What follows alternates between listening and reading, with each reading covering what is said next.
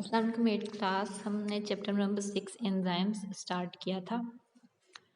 Enzymes क्या होते हैं? Enzymes are protein in nature and they speed up a reaction and at the end of reaction they are not consumed up. वो consume नहीं होते, वो as it is produce हो जाते हैं। ठीक है। और ऐसे मॉलिक्यूल जिन पर जाके एंजाइम एक्ट करते हैं वो कहलाते हैं सबस्ट्रेट। और ऐसे मॉलिक्यूल जो कि रिएक्शन के बाद जनरेट होते हैं, प्रोड्यूस हो जाते हैं, वो मॉलिक्यूल एक मॉलिक्यूल से दूसरे मॉलिक्यूल में कन्वर्ट हो जाते हैं, तो उसको कहते हैं इट्स अ प्रोडक्ट। ठीक है। अच्छा, इसके अलावा हम लोगों ने पढ़ा था कि डिफरेंट काइंड्स ऑफ रिएक्शंस हमारी बॉडी में हो रही हैं और all the set of reactions occurring in our body is termed as metabolism. जितने भी रिएक्शंस हो रहे हैं हमारी बॉडी में उसको कलेक्टिवली हम कहते हैं कि ये मेटाबॉलिज्म हो रही है हमारी बॉडी में। अच्छा, मेटाबॉलिक प्रोसेसेस भी दो तरह के होते हैं। एक होता है एनाबॉलिक या एनाबॉलिज्म, एक होता है कैटाबॉलिज्म। ठीक है। कैटाबॉलिज्म में क्या होता है कि larger molecules are broken down into smaller molecules. जैसे कि हम लोग खाना खाते हैं, ठीक है, उसके बाद वो छोटे छोटे मॉलिक्यूल्स अपने बॉडी में हम खाने के जो है वो एब्जॉर्ब कर लेते हैं, तो ये कैटाबॉलिक प्रोसेस है। एनाबॉलिज्म में इससे रिवर्स होता है। इसमें क्या करते हैं कि एनाबॉलिज्म में छोटे मॉलिक्यूल्स जो हैं वो बड़े बड़े मॉलिक्यूल्स में कन्वर्ट होते हैं, जैसे कि फोटोसिंथेसिस का प्रोसेस है जिसमें कार्बन डाइऑक्साइड मिलती है, वाटर मिलता है और एक ग्लूकोज का मॉलिक्यूल बनाते हैं, तो ये एनाबॉलिक प्रोसेस है। ठीक है। कैटाबॉलिक में टूट जाते हैं, एनाबॉलिक में बड़े मॉलिक्यूल्स बन जाते हैं। ठीक है। इसके अलावा आज हम लोगों ने पढ़नी है एक्टिवेशन एनर्जी क्या होती है, मतलब कैसे ये रिएक्शन स्टार्ट होते हैं। ठीक है। अच्छा, ऑल केमिकल रिएक्शंस, जितने भी केमिकल रिएक्शन है ना, उन्हें स्टार्ट होने के लिए एनर्जी तो चाहिए होती है। ठीक है। एक पुश चाहिए होती है, एक धक्का चाहिए होता है। जैसे कि आप लोगों को हर टर्म में एक धक्का चाहिए होता है रिजल्ट प्रोड्यूस करने में, या घर में होमवर्क करने के लिए आपको एक डांट डपट आप सुनते हैं, उसके बाद अपना काम स्टार्ट करते हैं। ठीक है। तो इसी तरह रिएक्शंस को भी एक एनर्जी चाहिए होती है, एक पुश चाहिए होता है। जैसे ही वो पुश मिलता है, जैसे ही वो एनर्जी उनको मिलती है, तो वो रिएक्शन स्टार्ट हो जाता है।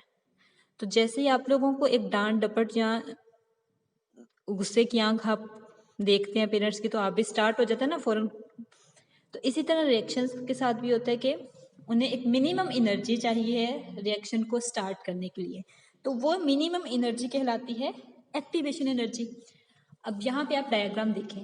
डायग्राम में एक आदमी जो है वो एक पत्थर को नीचे फेंक रहा है, तो वो मिनिमम एनर्जी जो कि इस थोड़ी सी इसको इस प्रोसेस करने के लिए चाहिए है, उससे वो कहलाएगी एक्टिवेशन एनर्जी। एक हल्की सी एनर्जी इसने लगा देगी ना, तो बाकी वो खुद ही जो है वो रॉक नीचे आ जाएगा।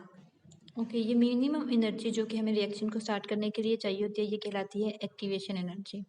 अब एंजाइम्स क्या करते हैं? एंजाइम्स जो हैं वो किसी भी केमिकल रिएक्शन में जब यूज़ होते हैं तो वो इस चीज़ को डिक्रीज कर देते हैं। ठीक है। मतलब एक्टिवेशन की रिक्वायरमेंट को डिक्रीज कर देते हैं। Enzymes lower such barriers by decreasing the requirement of activation energy.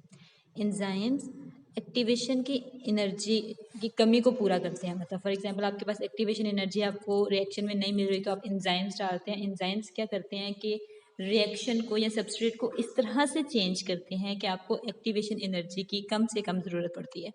तो क्या करते हैं, किस तरह जो है वो एंजाइम्स एक्टिवेशन एनर्जी की ज़रूरत को कम करते हैं? एंजाइम्स क्या करते हैं, या तो सबस्ट्रेट की शेप को चेंज कर देते हैं, ठीक है, कि वो रिएक्शन इजीली प्रोसीड हो सके, या वो क्या करते हैं उसका जो चार्ज वगैरह होता है सबस्ट्रेट के इर्द गिर्द उसको डिस्टर्ब कर देते हैं, उसको चेंज कर देते हैं, या वो सबस्ट्रेट को, उस मॉलिक्यूल को जिस पर रिएक्शन होना है उसको करेक्ट ओरिएंटेशन पर लेकर आते हैं। ठीक है। लास्ट पैराग्राफ में देखें, enzymes lower the activation energy. Enzymes जो हमें मिनिमम एनर्जी चाहिए ना रिएक्शन स्टार्ट करने के लिए, उसकी ज़रूरत को कम कर देते हैं। किस तरह कम करते हैं? दे में alter the shape of substrate. पहली बात ये कि जिस पर रिएक्शन होना है वो उसकी शेप को अल्टर कर देंगे, ठीक है, चेंज कर देंगे शेप पे। दूसरा ये कि जो चार्ज है उसको डिस्टर्ब कर देंगे, उसको चेंज कर देंगे।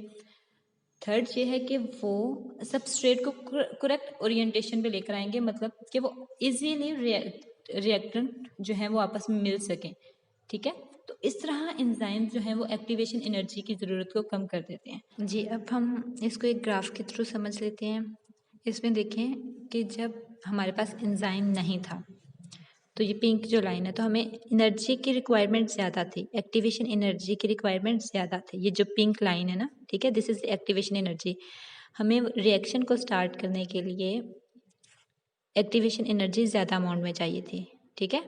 एक्टिवेशन एनर्जी विदाउट एंजाइम, जैसे ही हमने उस रिएक्शन के अंदर एंजाइम डाल दिया तो एक्टिवेशन एनर्जी की ज़रूरत कम हो गई, which is indicated by the blue line, ठीक है। एक्टिवेशन एनर्जी विद एंजाइम, ठीक है, तो रिएक्शन इजीली प्रोसीड हो सकेगा। कैसे कम हो गई एक्टिवेशन एनर्जी की, ठीक है, क्योंकि उसने एंजाइम ने आकर क्या किया कि सबस्ट्रेट को इस तरह से बदल दिया कि अब इतनी एनर्जी की ज़रूरत ही नहीं है, इजीली रिएक्शन स्टार्ट हो सकता है। या तो उसने उसकी शेप चेंज कर दी, या उसका चार्ज जो है वो चेंज कर दिया, या उसको करेक्ट ओरिएंटेशन पे ले आया रिएक्टेंट को या सबस्ट्रेट को, कि वो अब इजीली रिएक्शन हो सकता है, ठीक है। ओके, नेक्स्ट है कि एंजाइम्स की क्या कैटेगरीज हैं। एंजाइम्स को दो कैटेगरीज में डिवाइड किया गया है on the basis of site where they work, ठीक है। कुछ एंजाइम्स जो होते हैं वो इंट्रा सेलुलर होते हैं और कुछ होते हैं एक्स्ट्रा सेलुलर। इंट्रा सेलुलर का मतलब क्या होगा, विद इन द सेल, ठीक है, और एक्स्ट्रा सेलुलर का मतलब आउटसाइड ऑफ द सेल, ठीक है। अब इनकी एग्जांपल देख लें। Enzymes can be categorized on the basis of the site where they work, ठीक है। फर्स्ट टाइप है intracellular. As name indicates, intracellular enzymes work inside the cell. ये ऐसे एंजाइम हैं जो सेल के अंदर काम करते हैं। इसकी एग्जांपल आ जाएगी enzymes of glycolysis working in the cytoplasm. Cytoplasm जो होता है वो सेल के अंदर वाला हिस्सा है, ठीक है। सेकेंड टाइप है एक्स्ट्रा सेलुलर एंजाइम्स। ये वो वाले एंजाइम्स हैं जो कि सेल से बाहर काम करते हैं। They may produce inside the cell, produce में भी वो सेल के अंदर ही हो रहे हैं, लेकिन काम वो सेल से बाहर आके करते हैं, ठीक है। और इसकी एग्जांपल आ जाएगी pepsin enzymes working in the stomach cavity, ठीक है। अब आप लोगों ने इस टॉपिक को अच्छी तरह से याद करना है और प्रैक्टिस करके मुझे सेंड करनी है। मैं आपको नोट सेंड कर दूँ कि आपने इसको अटेम्प्ट कैसे करना है इस क्वेश्चन को। कोई भी क्वेश्चन हो, you are free to ask. आप लोग जब मर्जी मुझसे पूछ सकते हैं, मैं आप लोगों को इंशाल्लाह ज़रूर रिप्लाई करूँगी। Take care of yourself. अल्लाह हाफिज़।